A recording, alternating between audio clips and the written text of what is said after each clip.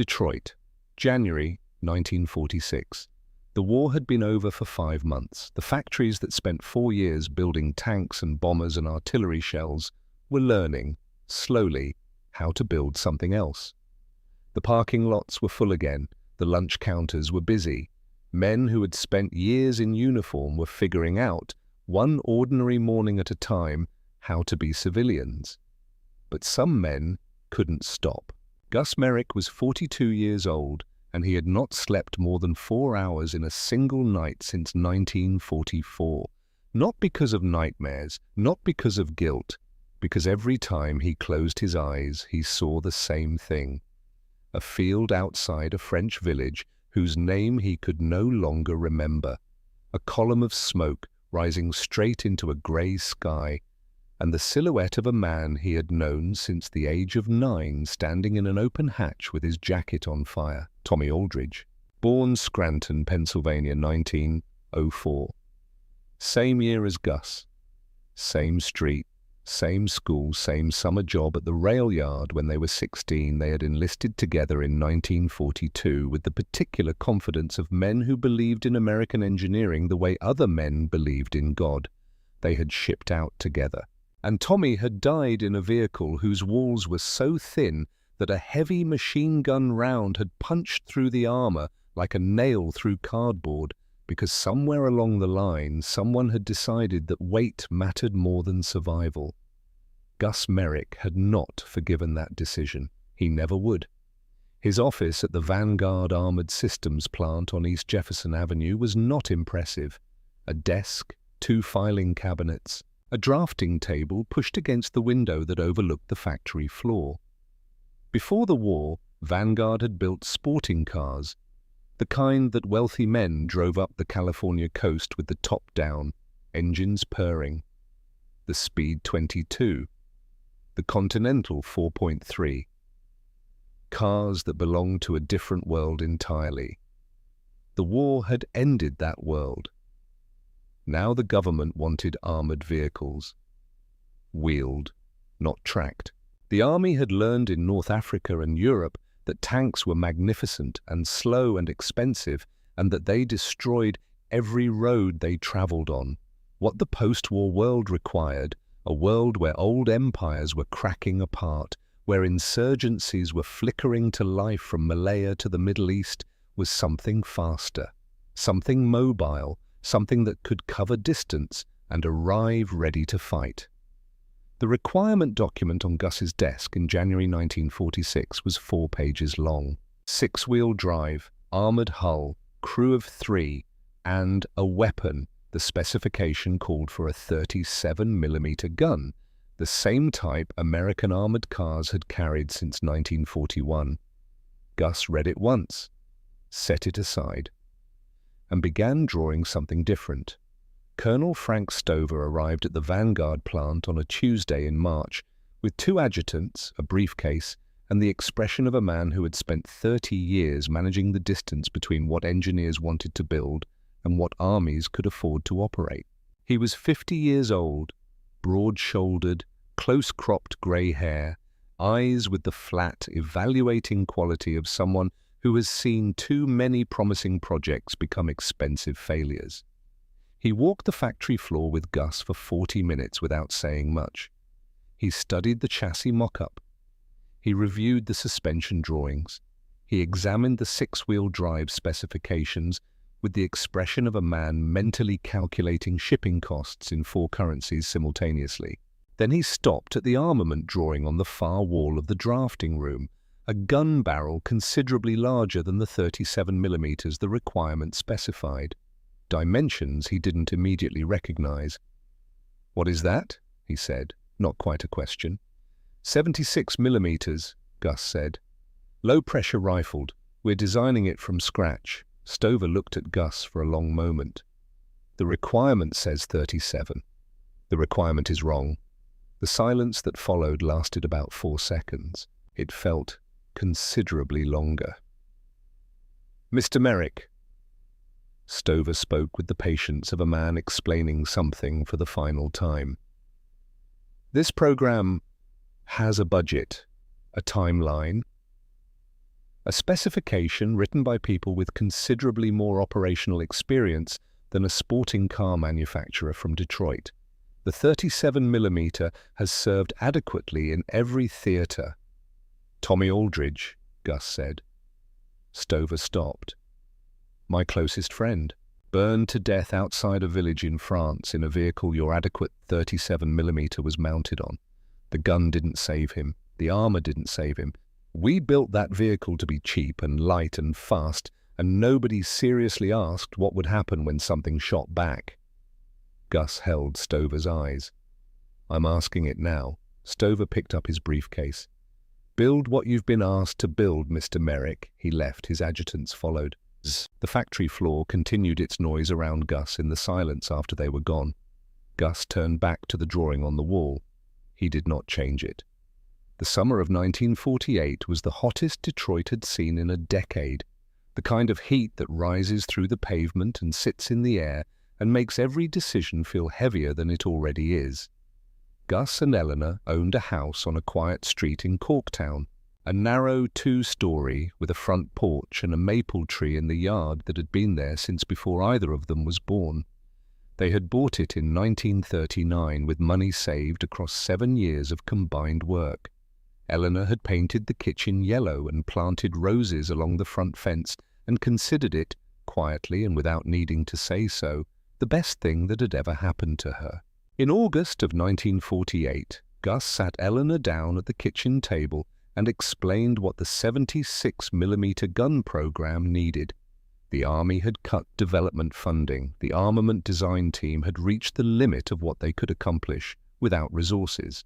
If the gun was going to be finished, if the thing Gus had been building for 2 years was going to be real, someone was going to have to pay for it privately. Eleanor listened without interrupting. When he finished, she was quiet for a moment. She looked at the yellow walls she had painted. She looked at the roses through the kitchen window. How much? She said. He told her the number. She nodded once. Then we sell the house. That was all. They sold the house in September. They moved into a rented apartment near the plant. Eleanor did not complain. She never mentioned the roses again. The 76mm prototype was completed in the spring of 1949. Test firing at Aberdeen, Maryland, took place on a grey November morning with Colonel Stover present at the back of the viewing area, arms crossed, face giving nothing away. The ammunition was HESH, high-explosive squash head. The plastic explosive in the nose deformed against the target on impact. When the base fuse detonated, it drove a shockwave through the material that blasted lethal fragments off the interior face at lethal velocity. Against concrete, it was devastating. Against a fortified position, it was the difference between a suggestion and a sentence. The first round hit a reinforced concrete block at 800 meters and destroyed the back face completely.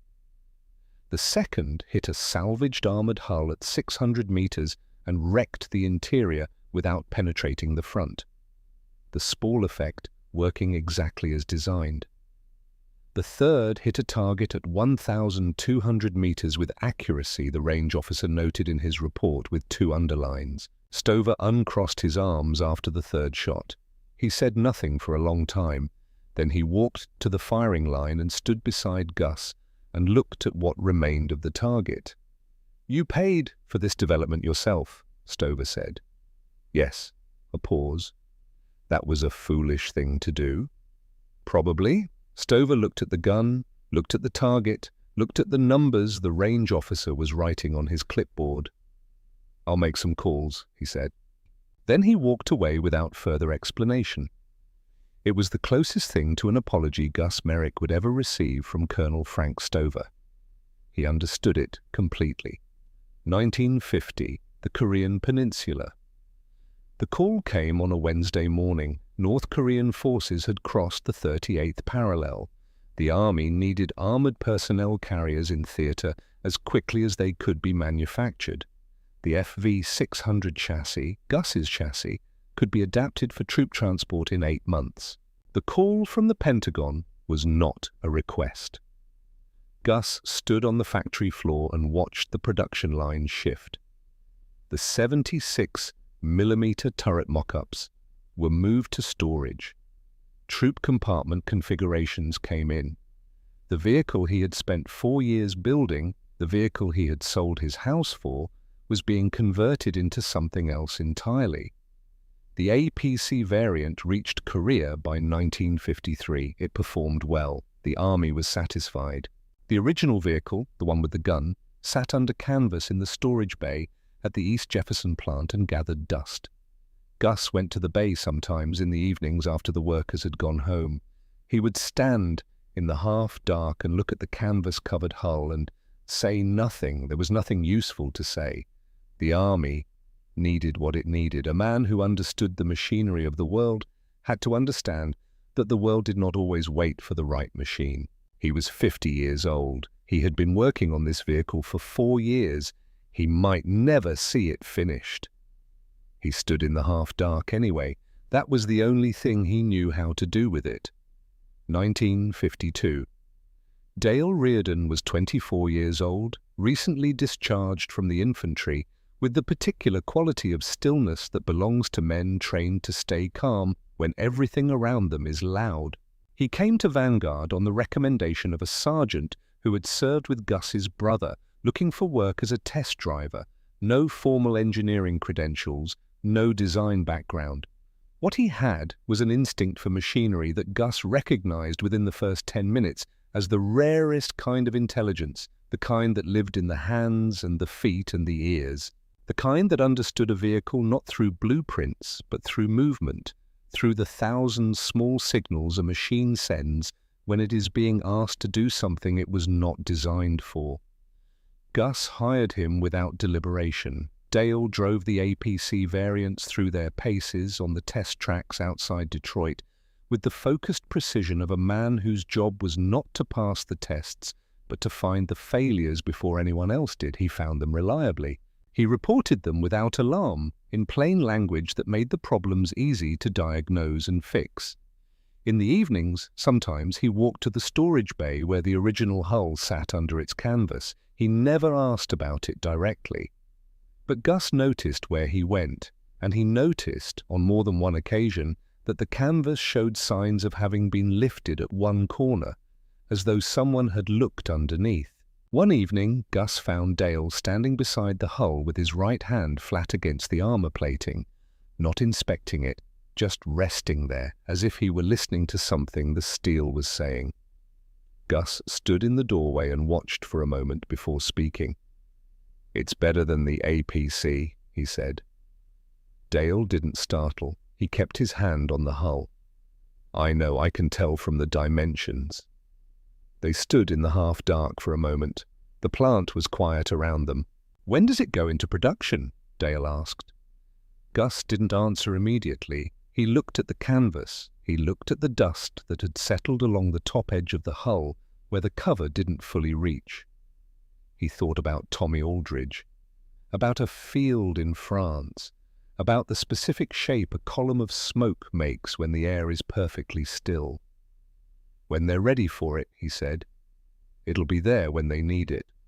1958, East Jefferson Avenue plant, Detroit, Michigan. Gus Merrick was 54 years old. It was a Wednesday morning in early spring, and he was standing on the factory floor watching the first production specification vehicle roll off the line. 12 years from the requirement document to this moment, 12 years of budget arguments and production delays, and a war in Korea and a gun specification debated in conference rooms by men who had never touched the vehicle they were arguing about. 12 years since Eleanor had looked at the yellow walls in the kitchen and said 4 words, "Then we sell the house." The vehicle was not beautiful. That was the first thing anyone who saw it said. It sat too high. The turret looked oversized for the hull. The 6 wheels gave it a slightly cautious, deliberate stance. A vehicle that seemed to be thinking carefully about where it placed its weight. The 76mm gun extended forward over the hull at a length that seemed, from certain angles, genuinely excessive. Stover was there.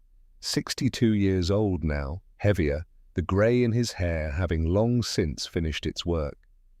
He stood beside Gus without expression. "It looks wrong," Stover said. "Yes," Gus agreed, a pause. "The delay gave you the 76 millimeters. If it had gone into production in 1950, it would have carried the 37. The 12 years were the best thing that ever happened to it." Bah, Stover said nothing further. He looked at the gun. He looked at the vehicle. He had the expression of a man who has spent a career being right about the wrong things and wrong about the right ones, and has finally made his peace with the arithmetic of that. Dale Reardon walked out of the operations bay in his driving gear and stopped in front of the vehicle.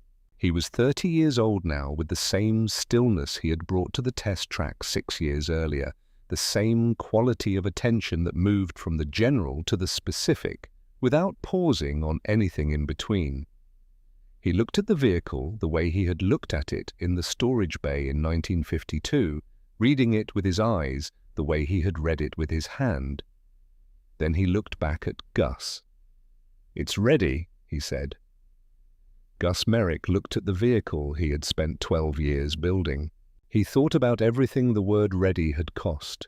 The house, the sleep, the arguments. Tommy Aldridge. He thought about the men who would eventually climb into it. Men he would never meet, living ordinary lives in ordinary places, who would one day find themselves in some hot and unforgiving corner of the world, needing something built to hold when everything was going wrong. He had built it for them. Every decision, every argument, every pound of armor, and every degree of angle, for men whose names he would never know, in situations he could not fully imagine, in places that did not yet exist on the map in any meaningful way. "So are they," he said. The engine turned over. The factory floor hummed around it. Outside, Detroit was having the first warm morning of the year. The machine was ready. The world would provide everything else. Gus Merrick never went to war. He was too old for Korea, too essential to the plant for anyone to seriously suggest sending him anywhere with a rifle. His battlefield was the drafting table, the test track, the conference room where men argued about specifications. His wounds were the kind that don't show. The particular exhaustion of a man who builds something he cannot fully control, sends it into a world he cannot see, and waits for the reports to come back. The reports always came back. They arrived as field evaluation documents, typewritten on government letterhead, dry and numbered. They came as letters from Dale Reardon, written in the same plain, unhurried language he used for everything. And sometimes they arrived as things not in any report. A photograph passed hand to hand, a detail mentioned in passing by a visiting officer, a silence where information should have been. Gus kept a map on the wall of his upstairs office, large, the kind that shows the whole world at once. He had begun, quietly, to mark the locations where his vehicles had been deployed. By 1963, there were marks in 15 countries. By 1966, the marks covered 4 continents. He looked at that map every morning when he arrived, and every evening before he left. It was not a record of pride. It was something closer to the opposite, a record of responsibility, of all the places where decisions made in a drafting room in Detroit were being tested against reality.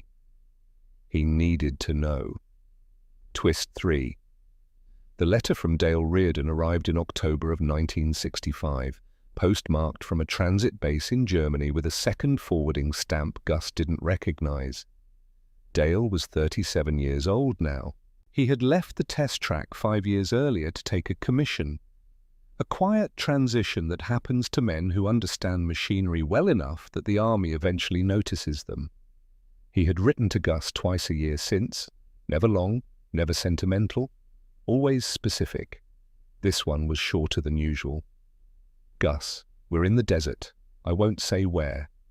The heat is something else. The kind that gets into the engine and makes everything work harder. The vehicle is handling it better than anything else out here. There was an incident last week I thought you should know about.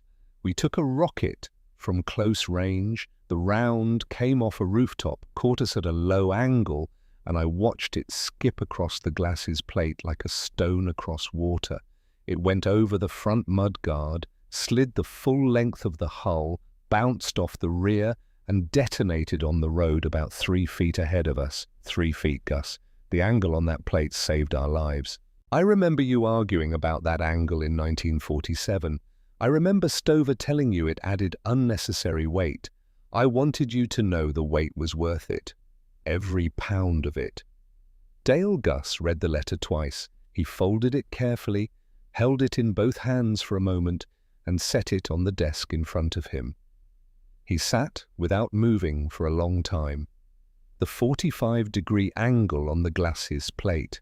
He had fought for that specification across 3 separate budget reviews, 1947, 1949, and again in 1952 when every ounce was being scrutinized. He had never had a number to attach to it, no calculation that proved it would save a specific life. He had argued for it on principle, on the accumulated logic of every armored vehicle failure he had studied, on the memory of what happened to vehicles built without sufficient margin. He had never expected a letter telling him the exact moment it worked. That evening he added a mark to the map, a small, precise dot in a region he was not allowed to identify publicly. He stood and looked at it. This new point on the paper, this place where his drafting room decision had met the real world at exactly the right angle. Outside, Detroit was going dark. Somewhere in the desert, Dale Reardon was alive. Twist 4. The second letter came in spring 1966. Dense jungle. Trails so narrow the vehicle barely fit. Single-track roads through vegetation so thick the light didn't reach the ground. Gus. Different theater, different problems. 2 nights ago, we hit a mine on a trail approach, blew out 2 wheels completely, well, left, front and center. I thought that was it. But the run-flat inserts held the vehicle on the ground and we drove 3 kilometers back to the perimeter on the remaining 4 wheels and the insert cores. 3 kilometers, fully loaded, under harassing fire the whole way. The crew got out, the vehicle survived. I know you fought to keep those inserts in the design when the accountants wanted them cut. The argument was right. Dale Gus showed this letter to no one. That evening he drove to the apartment, sat at the kitchen table, and read both letters to Eleanor in full. She listened without interrupting. When he finished, she was quiet for a moment. "That's what the house was for," she said, and went back to the stove. Gus sat at the table and did not trust himself to speak. Twist 5. The third letter arrived late 1966. Gus could tell from the first line that Dale had written it more than once, started over, chosen his words with unusual care. Gus. I need to tell you something that isn't in any official report. During a night operation 3 weeks ago, we were pushing into a position we'd been tracking for 6 days. In the confusion, one of our vehicles took fire from an unexpected direction. The wrong direction, the direction where there wasn't supposed to be anyone. There was a vehicle in that position, armored, 6 wheels. I recognized it in the gun sight before I understood what it meant. It was one of ours, not our unit, one of the export models, the lot numbers we shipped in 1963. Same factory, same production run, same vehicle I drove on the test track outside Detroit in 1958. I filed a report. I reported it through proper channels. I have not received a response. I don't expect one. I don't know what to do with this information, so I'm giving it to you. You built the thing, and you deserve to know what it's being used for. Both sides of it. Dale Gus received this on a Thursday afternoon. He read it standing at his desk. He set it down. He picked it up and read it again. He walked to the window and looked out over the parking lot. Men changing shifts, walking to and from their cars in the ordinary light of an ordinary Thursday. The same factory, the same production run.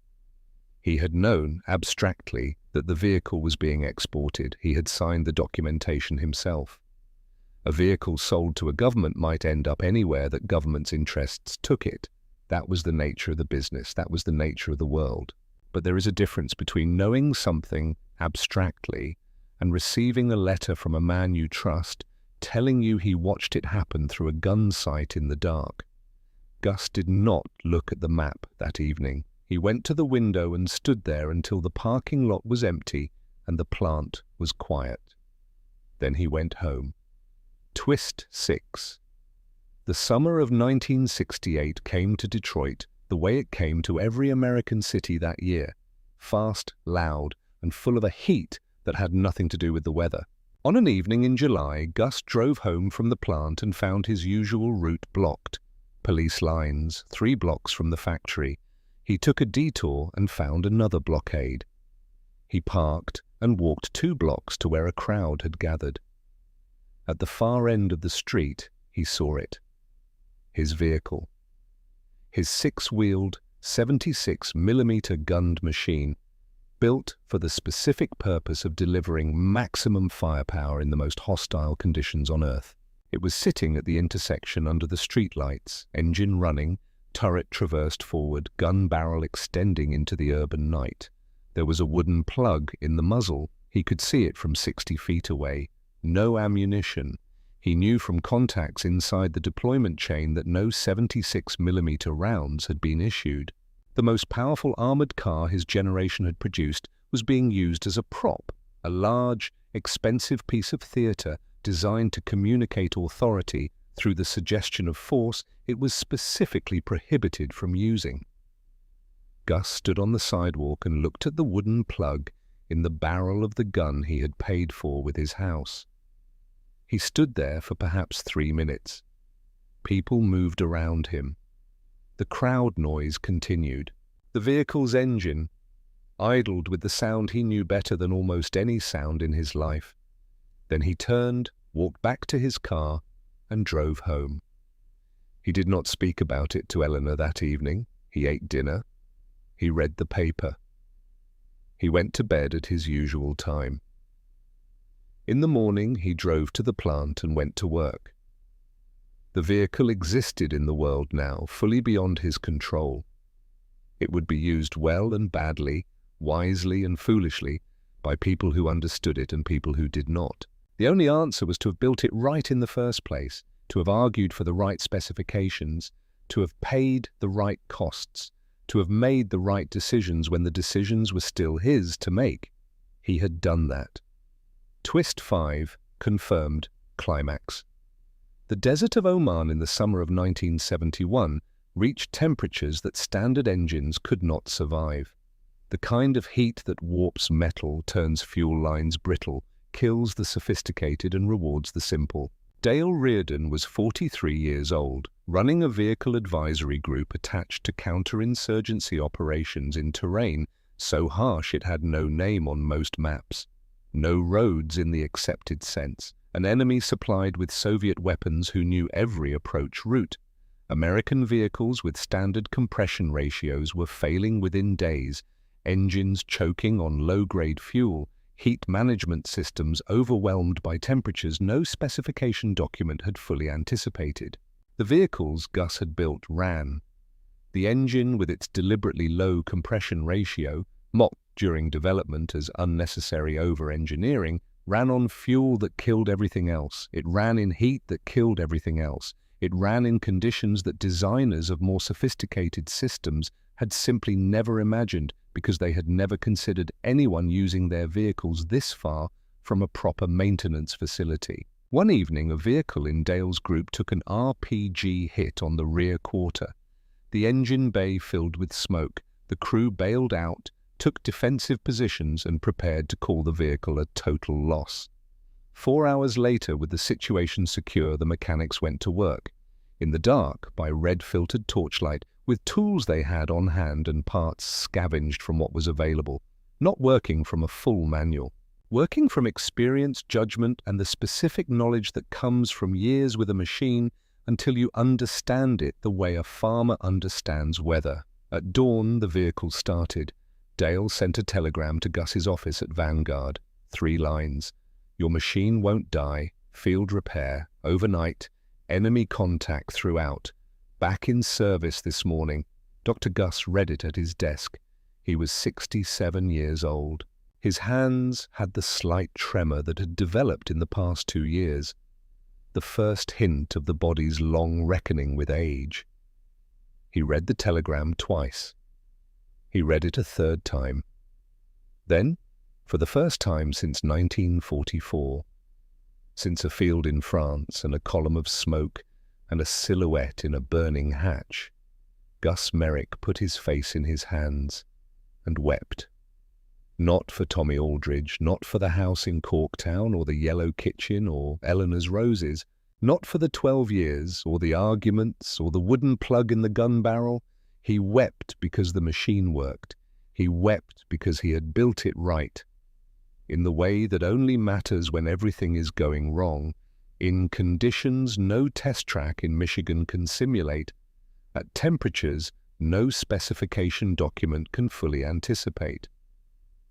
He had built it for Tommy and for Dale, and for all the men whose names he would never know, and it had not failed them. He put the telegram in the bottom drawer with the letters. He dried his face. He straightened his jacket. He went downstairs to work. Outside, Detroit was beginning its morning. The map on the wall had marks in 23 countries now. 23 points of light scattered across the paper like a constellation with no name. There were always more decisions to make, more specifications to argue for, more men somewhere who would need a machine built exactly right. The work was never finished, but if you did it right, if you paid the cost and held the line and refused every shortcut, the machine would be there when they needed it. It always would be. There is a particular kind of silence that settles over a factory floor on the last day of a program. The machines still run. The workers still move through their routines. The lights still cast the same flat glow they have cast for 20 years. But something in the air is different. A density, a weight, the specific gravity of an ending that everyone can feel, but no one is prepared to name. Vanguard Armored Systems, East Jefferson Avenue, Detroit, Michigan, March 1972. The last vehicle rolled off the line on a Wednesday morning. Hull number 1177. It looked identical to hull number 1, which had come down the same line 14 years earlier with Gus Merrick on the factory floor and Dale Reardon's hand flat against the armor. Same dimensions, same turret, same 76mm gun extending out over the front hull with the same quiet confidence, as if it knew something about the future that the people looking at it did not. Gus Merrick was 68 years old. He stood at the same spot where he had stood in 1958 and watched the last vehicle complete its final inspection pass. He did not make a speech. There was no ceremony. He shook hands with the floor supervisor, a man named Bernard Coley, who had worked the line since 1961 and who understood, without needing to be told, what this day meant. "Good run," Bernard said. "Good run," Gus agreed. That was the whole of it. The Army had made its decision the previous year. A tracked vehicle would take over the firepower role. A lighter wheeled car would handle reconnaissance. 2 machines to replace 1. Neither of them, in Gus's private assessment, quite as complete as what they were replacing, but that was the nature of progress.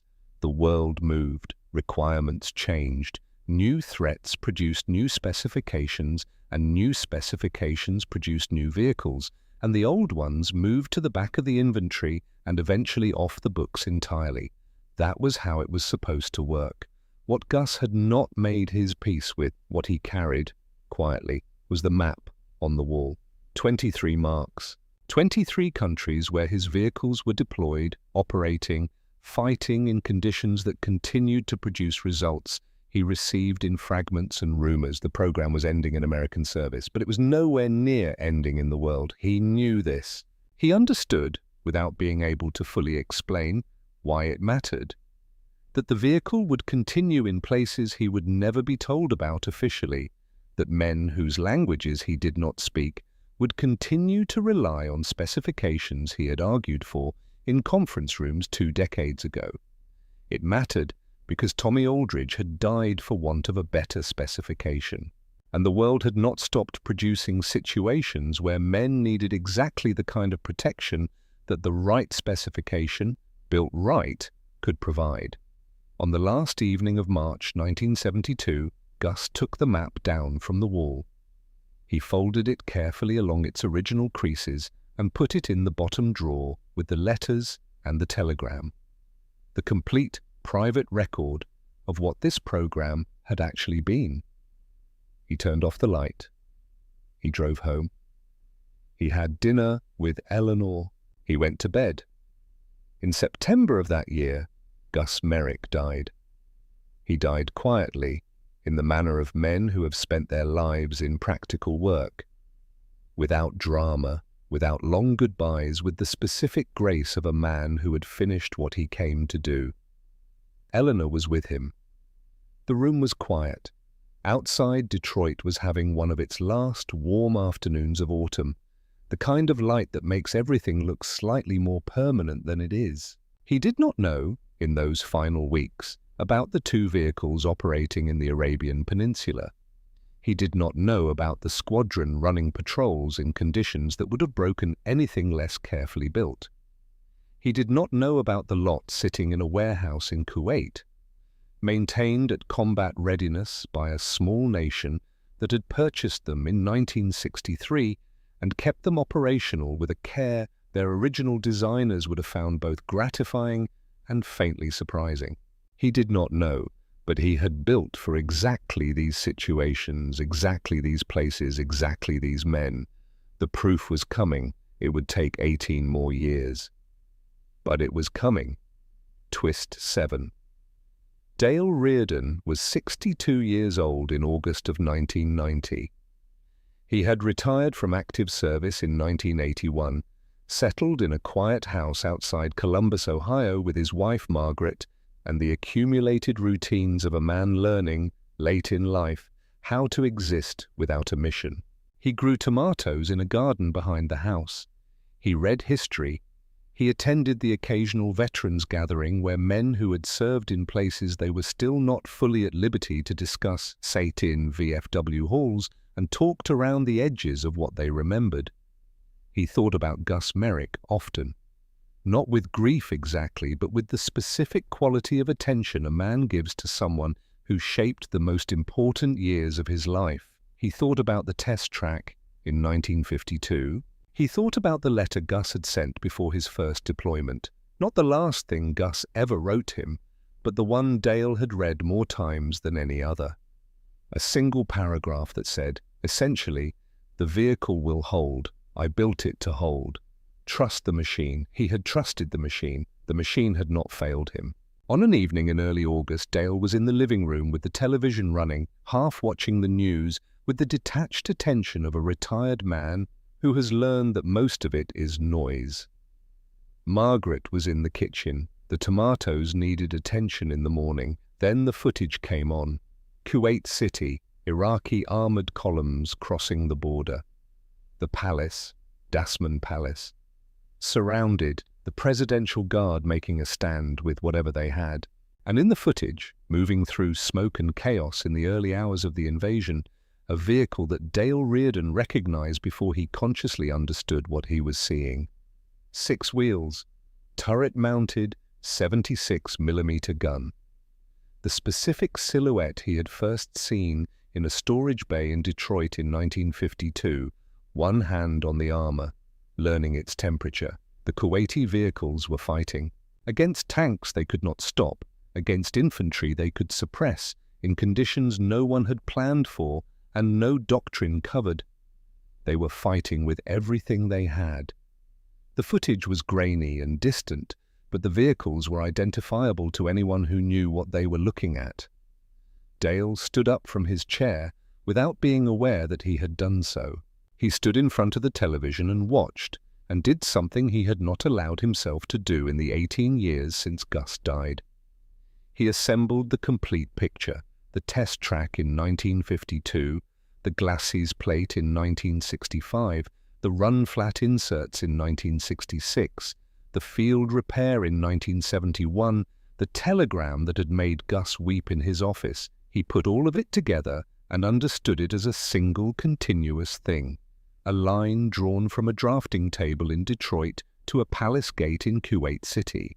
28 years and 10,000 miles and the complete, absolute validation of every argument Gus Merrick had ever made. He went to the filing cabinet in his study. He found the folder he had maintained as a private habit since his first deployment. A chronological record of vehicles, hull numbers, export documentation. The kind of record a man keeps when he is responsible for machinery and wants to know where it ends up. The Kuwaiti export lot had shipped in 1963. Dale had signed the transfer documentation himself in his capacity as Vanguard's liaison officer for export compliance. The same week he had received Gus's letter about trusting the machine. He put the folder down. He looked at the television through the open study door. The footage was still running. Margaret appeared in the doorway. She had been married to Dale for 31 years. She knew what his face looked like when the past was speaking to him. "Gus's vehicle," Dale said. She looked at the screen, then back at him. "Is it holding?" He thought about a letter written in France. A 45-degree angle on a glacis plate, run-flat inserts and a low-compression engine, and a wooden plug in a gun barrel on a Detroit street in 1968. A man who sold his house for a specification nobody wanted to pay for, who went to his grave never knowing the full extent of what he had purchased. "It's holding," Dale said. 2009, Fort Myer, Virginia. The Military Heritage Exhibition had been running 3 days when Dale Reardon arrived on Saturday morning in a wheelchair, pushed by his son, Patrick. A quiet man of 40 who had his father's eyes and his mother's patience. Dale was 81 years old. The tremor in his hands was worse than a year ago, and his hearing required people to speak more clearly and slowly than most remembered to do. But his mind was completely intact, arranged in the specific order of a man who has spent decades cataloging important things and knows exactly where each one is. He had come for one reason. The vehicle was at the far end of the exhibition ground, and Dale knew it before he was close enough to read the markings. He knew it by the silhouette against the morning sky, the proportions of turret to hull, the way the 76mm gun held its angle with that same quiet confidence he had first observed in a storage bay 57 years ago. It had been restored over 2 years by a team working from original documentation. The hull repainted to period specification. The mechanical systems rebuilt where necessary and preserved where possible, where the engine, the inline 8 with its low compression ratio and its instinct for survival, had been turned over for the first time in 30 years 3 months earlier, and had started, of course it had started. The restoration technician was a man of about 30 named Carter Doyle, whose father had worked the Vanguard production line from 1964 to 1971 under Bernard Coley, who had shaken Gus Merrick's hand on the last day of the program. Carter had grown up hearing about these vehicles the way other children heard family stories. Not mythology, but specific memory, the knowledge that comes from a father who worked with his hands and understood what he helped build. Carter stepped forward and introduced himself simply, without ceremony. Dale shook his hand and looked at the vehicle. The hull markings were intact, the production number was intact, and on the forward left quarter of the turret, partially filled with primer coat but deliberately not painted over because Carter had specifically instructed his team to leave it, there was a long, shallow groove in the steel, a depression 4 inches long and ½ an inch deep, where a rocket had contacted the armor at a low angle in a desert in 1965 and skipped away without penetrating because the angle of the plate was exactly what one man in Detroit had insisted it needed to be. Dale looked at the groove for a long time. Then Carter said, "There's something inside the turret I thought you should see. We found it during the restoration, under a panel on the commander's side. A previous preservation team had sealed it behind a replacement panel sometime in the 1970s. It had been in there for 40 years. He helped Dale into position beside the open turret hatch. Patrick steadied the wheelchair. Dale leaned forward and looked inside. On the interior face of the commander's position, adhered to the steel with a strip of tape that had gone the color of old bone, was a piece of paper, folded once. Carter had photographed it before touching it, then carefully unfolded it under preservation conditions. The photograph was printed on cardstock and placed back in the original position so it could be seen as it had been found. The handwriting was in pencil, the letters formed with the deliberate clarity of a man who knows his words will need to be read by someone who doesn't know him. The note was dated in the upper right corner, March 1958. Gus had written it the week hull number 1 left the line. He had folded it, climbed into the commander's position one last time, and pressed it against the steel behind the panel before the vehicle rolled out the factory door. A message placed inside the machine for whoever, decades later, would need to find it. Dale read it without his reading glasses because he did not need them for this. He had read this handwriting before across 20 years of letters and memos and specification arguments and one 3-line telegram on a morning in 1971. Build it right the first time. They will need it. G. Merrick, March 1958. 8. Dale sat in the wheelchair and read those 2 lines for a long time. Around him, the exhibition continued, families moving between displays, children climbing on static exhibits, the ordinary sounds of a Saturday morning. The vehicle's engine was cold and still. The 76-millimeter gun held its angle against the September sky. Patrick put his hand on his father's shoulder and said nothing. There was nothing to say that the moment had not already said completely. 1,177 vehicles built in Detroit between 1958 and 1972, delivered to more than 20 nations on 4 continents, operated in desert heat that killed standard engines, in jungle mud that swallowed lesser machines, on mountain terrain with no roads, and on city streets where the political answer was to plug the barrel with wood and pretend the gun wasn't there. As of the year this story was told, vehicles of this type remained in operational service in at least 4 countries, not museum pieces. Operational vehicles maintained to combat standard, ready to do the work for which Gus Merrick designed them before most of the men currently commanding them were born. 65 years. Gus never knew about Kuwait, never saw the restoration, never stood in the September light and read his own handwriting 40 years after he wrote it. He did not need to. He had accounted for all of it in 1946 at a drafting table in Detroit when he decided to build the machine for the men he would never meet, in the situations he could not fully anticipate, in the countries whose names he might never learn.